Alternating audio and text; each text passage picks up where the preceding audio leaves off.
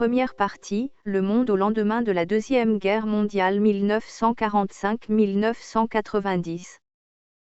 Les relations Est-Ouest, de la guerre froide à la chute du mur de Berlin. Introduction.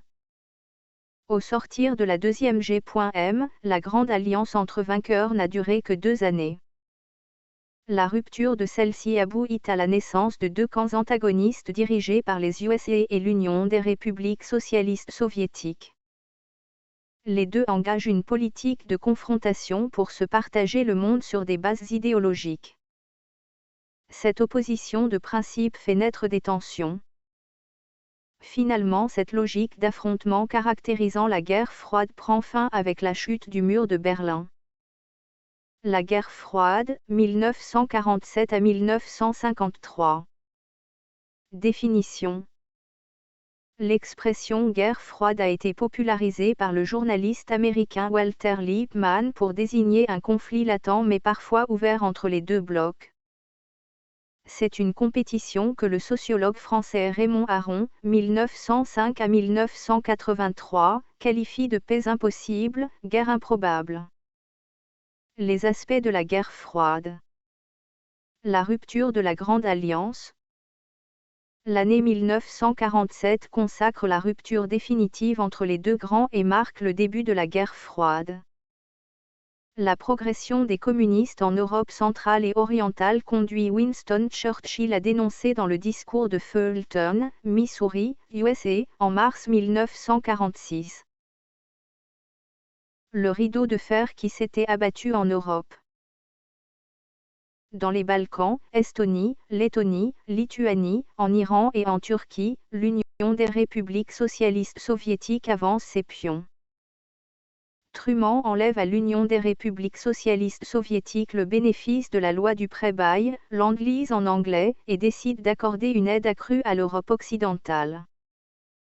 En 1946, les Anglais et les Américains souhaitent le redressement économique de leur zone d'occupation en Allemagne par la création de la trizone avec les Français. Cette zone devait avoir un statut politique et une monnaie unique, le Deutsche Mark. Les deux blocs créés marquent leur clivage en se renforçant politiquement, économiquement et militairement. Les clivages dans la formation des blocs. Astérisque politique.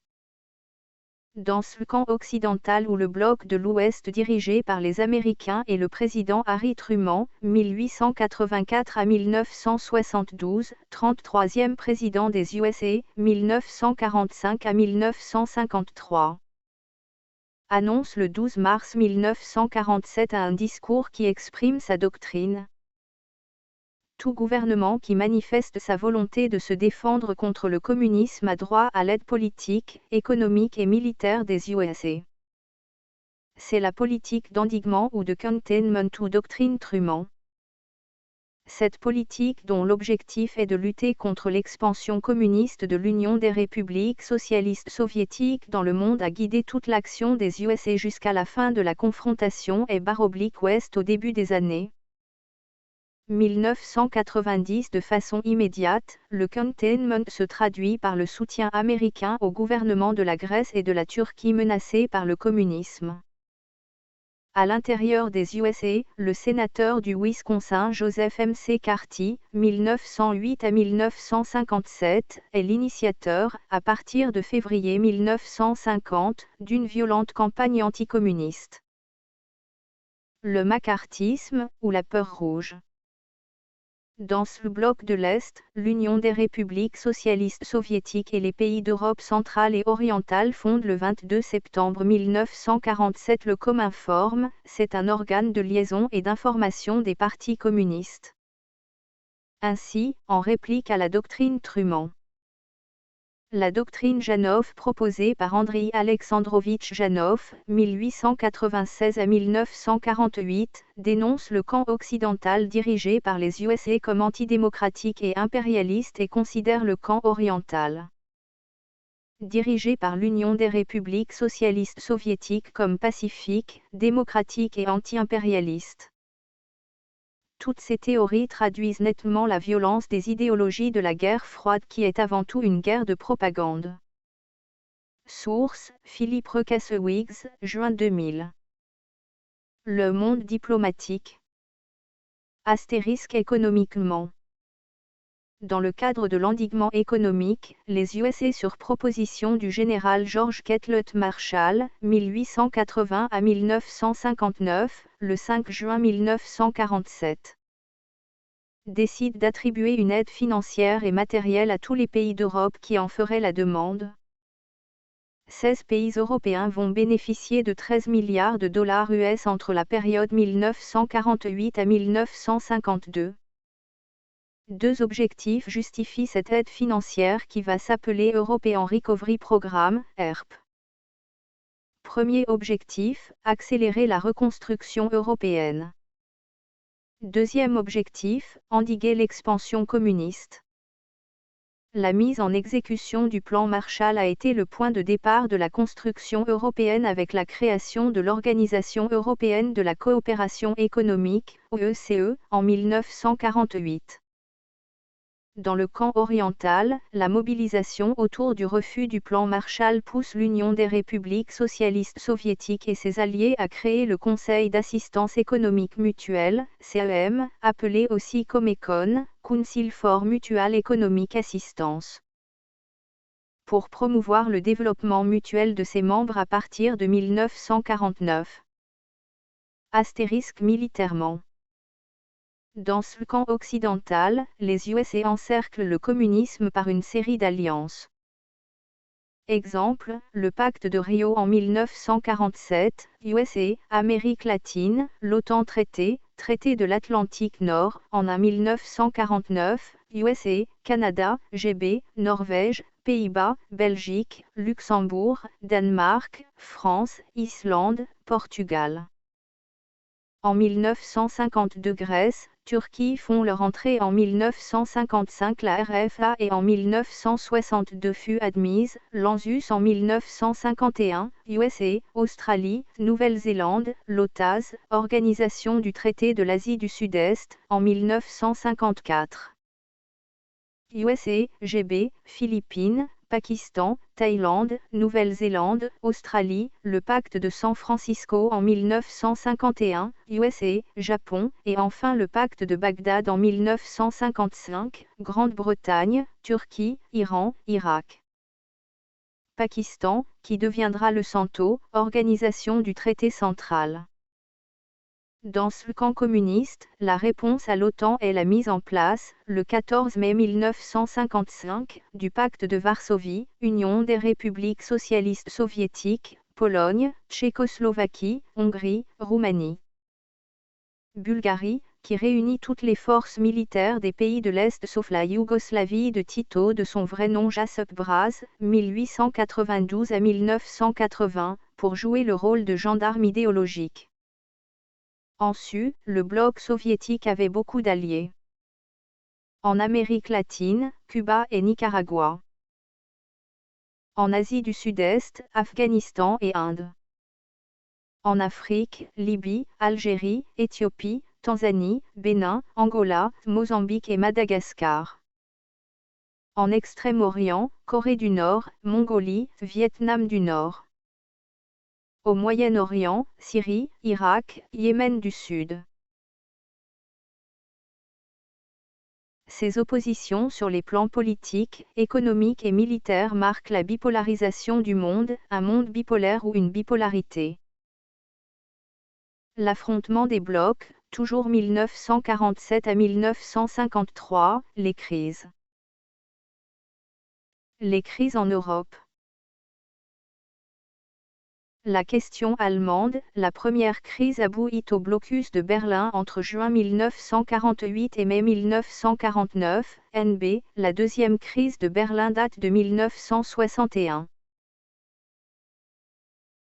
Devant l'impossibilité de s'entendre sur le statut définitif à donner à l'Allemagne, les alliés occidentaux fusionnent leur zone d'occupation qui devient la trizone dans l'optique de créer un État allemand avec une monnaie unique, le Deutsche Mark. L'Union des républiques socialistes soviétiques proteste et le 24 juin 1948, Staline décrète le blocus de Berlin en coupant les communications terrestres, ferroviaires et routières avec les secteurs occidentaux de Berlin et le reste de l'Allemagne. Il espère ainsi contraindre les partenaires à reprendre les négociations selon les accords de Potsdam et faire tomber Berlin-Ouest dans Berlin-Est. Mais Harry Truman organise un pont aérien de 275 000 vols pour ravitailler la ville. Constatant son échec, Staline décide de lever le blocus le 12 mai 1949. Les conséquences de ce blocus sont le renforcement du camp capitaliste et la création de deux Allemagnes.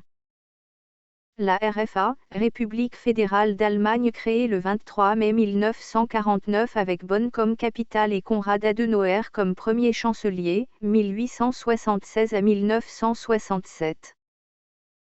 1949 à 1963, et la RDA, République démocratique allemande avec Berlin-Est comme capitale et Wilhelm Pieck comme premier président.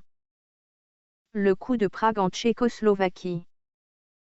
Il aboutit à la prise du pouvoir, en février 1948, par les communistes tchèques minoritaires au sein du gouvernement pour mettre en place une démocratie populaire. En effet, le 25 février 1948, le président de la République tchécoslovaque, Édouard Benet, 64 ans, doit céder tout le pouvoir au Parti communiste et à son président, Klement Gottwald, 52 ans. Après 2 semaines de pressions intenses des soviétiques, la peur gagne les capitales occidentales qui réclament une protection militaire des USA car les autres États européens de l'Europe de l'Est vont faire de même à l'exception de la Yougoslavie de Jacop Broz Tito, 1892 à 1980, qui s'éloigne de la cause communiste d'où son exclusion du Cominform. La guerre civile en Grèce, c'est l'aide américaine qui, 250 millions de dollars, permis d'écraser, en 1949, les communistes dirigés par Marcos qui s'opposaient au pro-occidental George III. Les crises en Asie. La Deuxième Guerre civile en Chine, 1946 à 1949.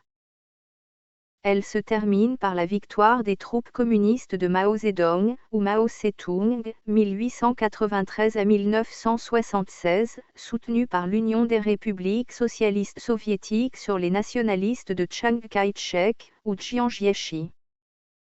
1887 à 1975, épaulée par les USA.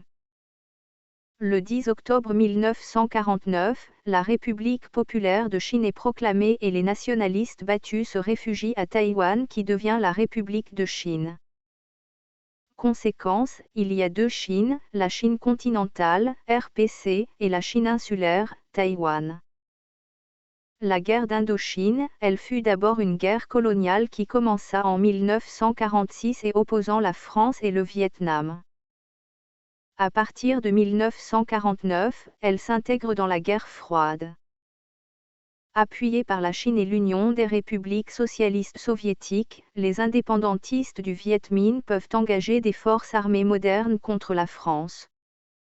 C'est ce qui conduit les USA à user du droit de veto pour s'opposer à l'entrée de la Chine au Conseil de sécurité de l'ONU comme membre permanent et, en réaction, l'Union des républiques socialistes soviétiques boycotte le Conseil de sécurité jusqu'en 1971, c'est la politique de la chaise vide. Après la défaite française, le 7 mai 1954, le Viet Minh opte pour une réunification du pays. Cependant l'accord de Genève du 20 juillet 1954 partage le pays en deux au-delà du 17e parallèle. Le Vietnam du Nord avec comme capitale Hanoï dirigé par le communiste Ho Chi Minh, 1890 à 1969, et le Sud-Vietnam avec comme capitale Saigon présidé par le pro-américain Ngo Dinh Diem, 1901 à 1963. Les USA sont défaits et se retirent à partir de 1973 sous la présidence de Lyndon Johnson. Le 2 juillet 1976, le pays est réunifié. La guerre de Corée, 1950 à 1953, c'est le front le plus marquant de la guerre froide dans cette partie du monde. Protectorat nippon depuis 1910, elle est occupée par les Russes au nord et les USA au sud après la capitulation japonaise en 1945. Chacune des parties espère la réunification à son profit, ce qui entraîne la violence. Le 25 juin 1950, la Corée du Nord communiste dirigée par Kim Il-sung, 1912 à 1994, attaque la Corée du Sud pro-américaine dirigée par Syngman Rhee, 1875 à 1965, et fait tomber Séoul. Profitant de l'absence des Russes au Conseil de sécurité, les USA condamnent cette agression et décident de l'envoi d'un corps expéditionnaire international conduit par le général Douglas MacArthur, 1880 à 1964. Les troupes américaines sous mandat de l'ONU repoussent les Nord-Coréens jusqu'à la frontière de la Chine.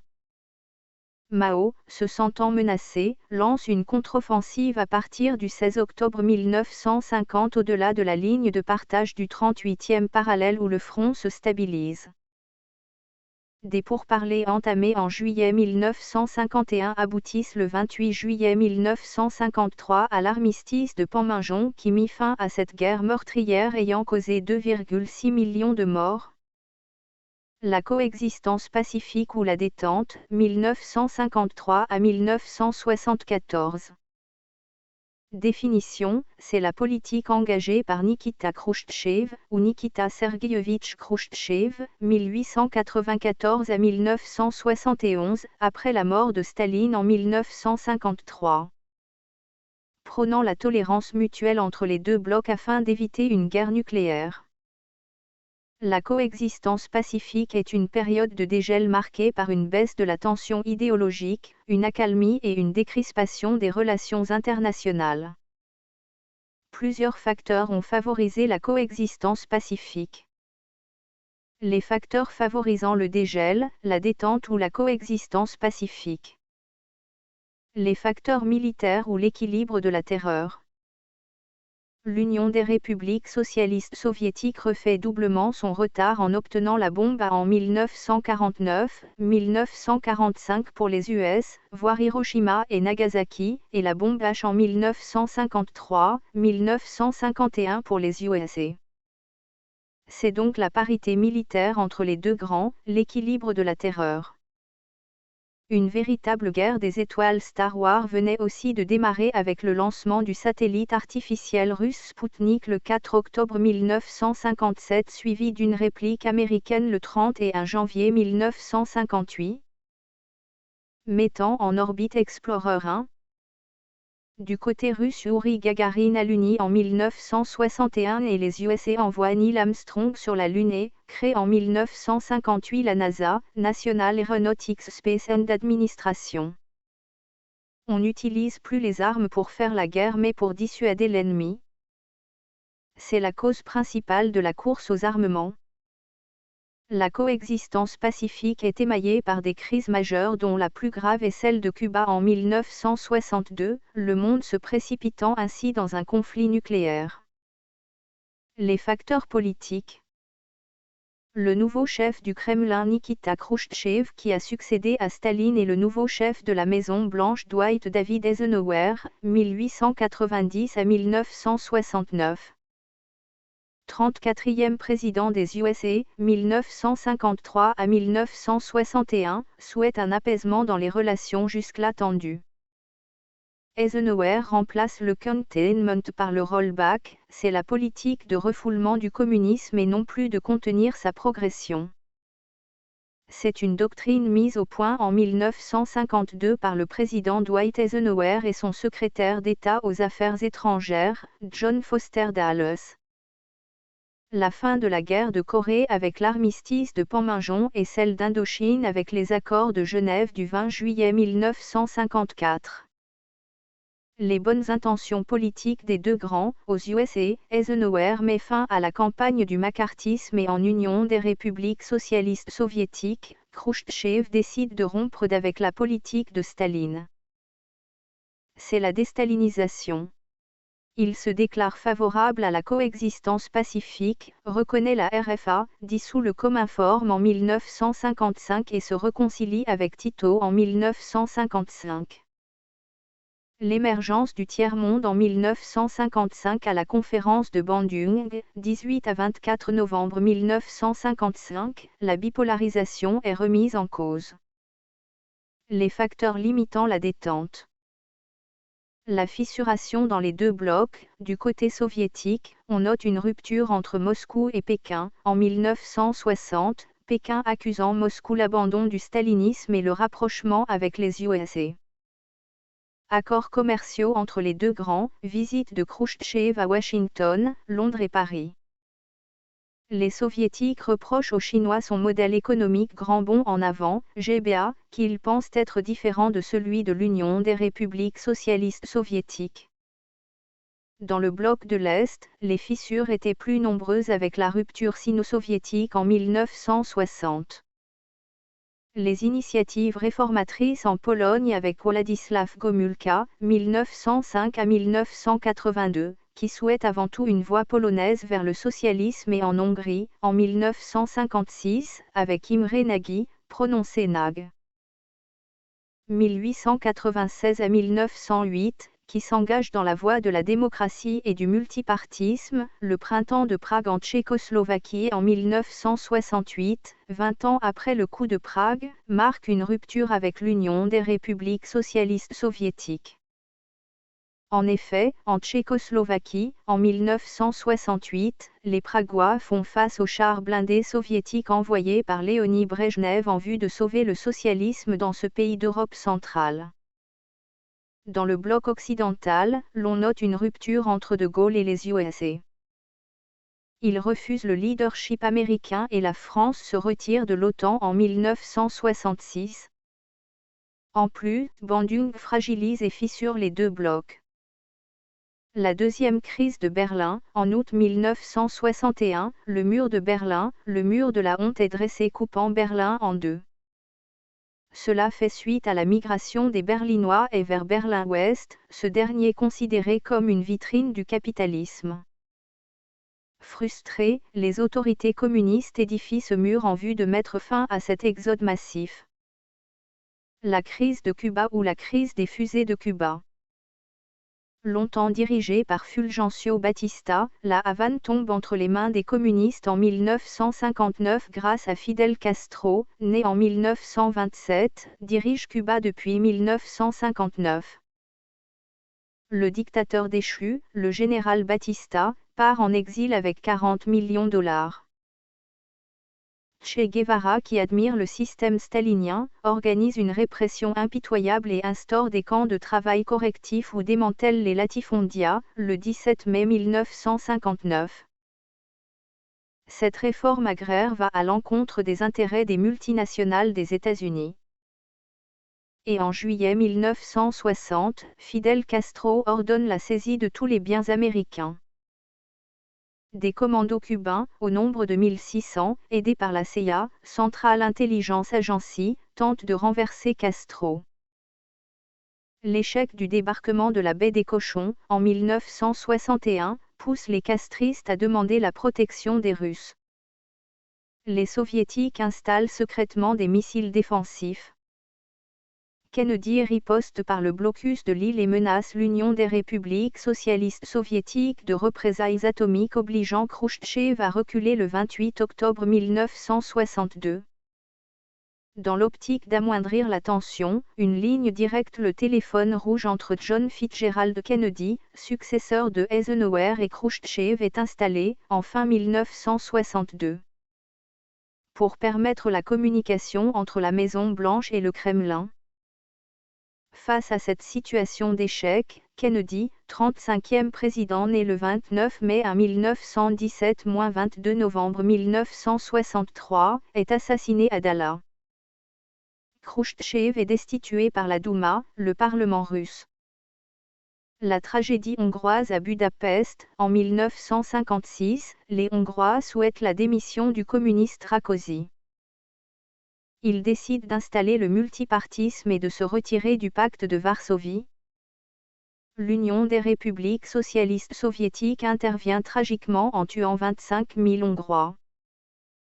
La crise de Suez, elle est liée à la décision du colonel Nasser, chef d'État égyptien de nationaliser, le 25 juillet 1956, le canal de Suez. Frustré, Israël s'allie à la France et à l'Angleterre pour attaquer l'Égypte le 29 octobre 1956. L'ultimatum lancé par les Russes pousse l'ONU et les USA à arrêter les hostilités, d'où le retrait des agresseurs le 22 novembre 1956.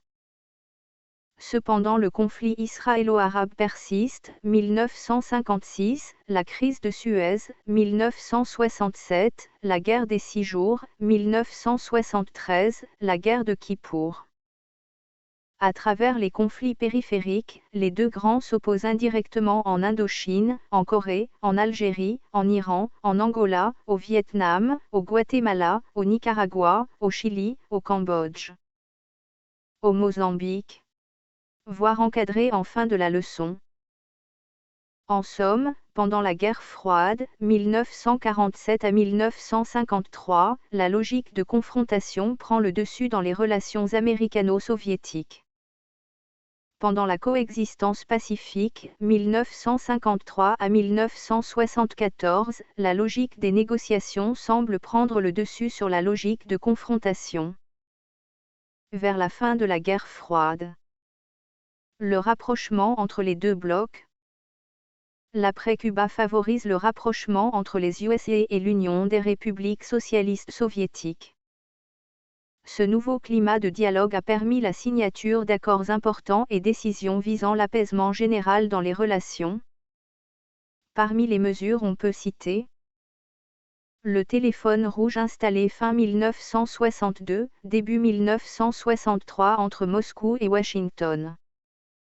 Le traité de Moscou, en 1963, interdisant les essais nucléaires dans l'atmosphère. Le traité de non-prolifération, TNP, des armes atomiques de Washington de 1968. Les accords SALT, Strategic Arms Limitation Talks ou pourparlers pour la limitation des armes stratégiques, SALT I en 1972 et SALT II en 1979, signés entre Léonid Brejnev, 1906 à 1982. 1964 à 1982, successeur de Khrouchtchev et Richard Nixon pour la signature de SALT I, 1913 à 1994, 37e président des USA, 1969 à 1974. Les signataires de SALT II, c'est entre le président américain Jimmy Carter et Léonid Brejnev. Les accords commerciaux USA/Union des républiques socialistes soviétiques de 1971. L'Ostpolitik, une politique d'ouverture vers l'Est du nouveau chancelier ouest-allemand Willy Brandt en 1970. Les accords d'Helsinki, capitale de la Finlande, appelée aussi CSCE, Conférence sur la sécurité et la coopération en Europe, garantissant en 1975 les frontières européennes et le respect des droits de l'homme. La CSCE devient en 1995 l'OSCE, Organisation pour la sécurité et la coopération en Europe. La guerre fraîche, 1975 à 1985. Elle se manifeste par une nouvelle crispation des relations internationales, un retour de la bipolarité. La logique de confrontation reprend le dessus. Elle est marquée par une recrudescence des tensions idéologiques.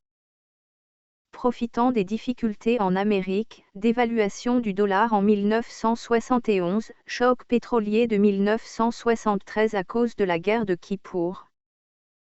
L'Union des républiques socialistes soviétiques se renforce et installe des missiles SS-20 en 1976 en Europe de l'Ouest, c'est la crise des euromissiles. Les USA sont secoués aussi par une crise politique appelée le Watergate. Un scandale émanant de la révélation du rôle joué par le président Richard Nixon dans la mise en écoute du Parti démocratique, son adversaire. Ce qui le contraindra d'ailleurs à la démission en 1974. Elle profite également du retrait américain de Vietnam, en 1973, pour étendre son influence en Afghanistan, le 24 décembre. En l'envahissant dans l'optique d'aider le régime du président afghan Babrak Karmal, 1929 à 1996, en difficulté. Face à la crise des euromissiles, les États de l'OTAN réagissent en déployant des missiles équivalents, les Pershing II. La géostratégie soviétique s'étend également en Afrique par le biais des Cubains, Angola, Mozambique, Éthiopie, au Cambodge avec les Khmers rouges de Pol Pot. L'influence russe est aussi perceptible en Amérique latine où les guérillas marxistes déstabilisent la région particulièrement au Chili, au Guatemala et au Nicaragua, sous le régime, aux USA. De Jimmy Carter, 39e président des USA, 1977 à 1981. Ces initiatives russes ont pour effet de réveiller les USA qui prennent des contre-mesures face à l'avancée communiste. Un embargo contre le blé et un boycott des J.O. Jeux olympiques, de Moscou de 1980. C'est Ronald Reagan, un 1911-200, 40e président des USA, 1981 à 1989, qui va marquer un tournant à la politique extérieure des USA. En effet, élu en pleine révolution iranienne, la jeunesse de ce pays arrive au pouvoir avec l'ayatollah Khomeini et chasse le Shah Mohammad Reza Pahlavi aidé par les Américains pour s'exiler. Pendant 444 jours, 56 otages américains sont retenus prisonniers, du 4 novembre 1979 au 20 janvier 1980, à Téhéran, la jeunesse iranienne exige un retour du dictateur Pahlavi. Ronald Reagan va mettre en place une politique de fermeté face à l'Union des républiques socialistes soviétiques qui épaule l'Iran, en relançant la politique de réarmement. C'est le projet IDS, Initiative de défense stratégique, mais aussi le bouclier antimissile, Pershing II.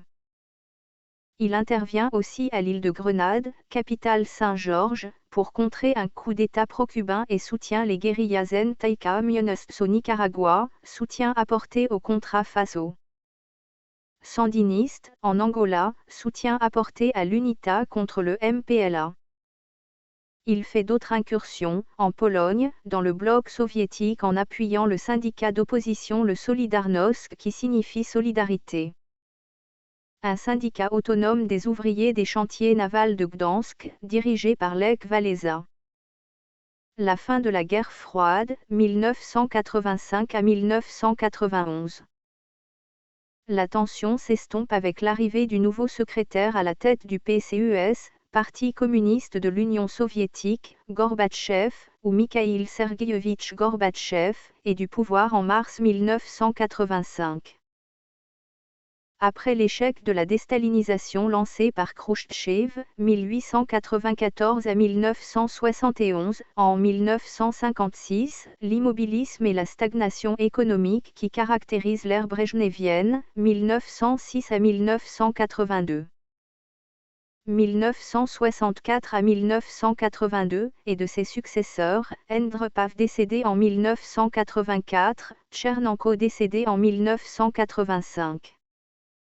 Il lance la perestroïka qui signifie restructuration en 1986 avec la glasnost qui veut dire transparence. Ce qui apparaît comme l'ultime tentative de réformer le système soviétique qui souffre d'un recul de la croissance, d'une faible productivité, d'un déficit et d'une pénurie agricole. Les réformes entamées nécessitent d'économiser sur le budget militaire d'où l'acceptation d'une nouvelle détente lors du sommet de Genève de 1985. Ce retour à la détente est matérialisé par la signature du traité de Washington de 1986 sur les FNI, Forces nucléaires intermédiaires. Les accords START, Strategic Arms Reduction Treaty, des pourparlers qui prévoient l'élimination des armes stratégiques. Le retrait de l'armée rouge d'Afghanistan en 1989 et l'évacuation des troupes vietnamiennes du Cambodge. L'ONU à la base de ses succès est récompensée par le prix Nobel de la paix en 1988. Ce rapprochement est /ouest a permis le règlement de plusieurs conflits régionaux, Nicaragua, Iran-Irak, Namibie, Angola. Même si Gorbatchev a mis fin à la guerre froide, il ne peut éviter l'effondrement de l'Union des républiques socialistes soviétiques et du bloc soviétique en 1991. En effet, à partir de 1990, la dissolution du pacte de Varsovie et du CEM en 1991, la chute du mur de Berlin. Le 9 novembre 1989 et la réunification de l'Allemagne le 03 octobre 1990 précipitent la disparition du bloc de l'Est et la fin de la bipolarisation. Conclusion. Les relations internationales de 1945 jusqu'au début des années 90 ont été marquées par le clivage est-ouest qui fait planer pendant longtemps les risques d'une nouvelle guerre mondiale. La disparition du bloc de l'Est fait apparaître un monde unipolaire avec une hyperpuissance américaine qui joue le rôle de gendarme, mais les USA devraient faire face à la concurrence de nouvelles puissances, l'UE, le Japon, les puissances émergentes à l'instar de l'Inde, du Brésil et de la Chine. Le monde serait-il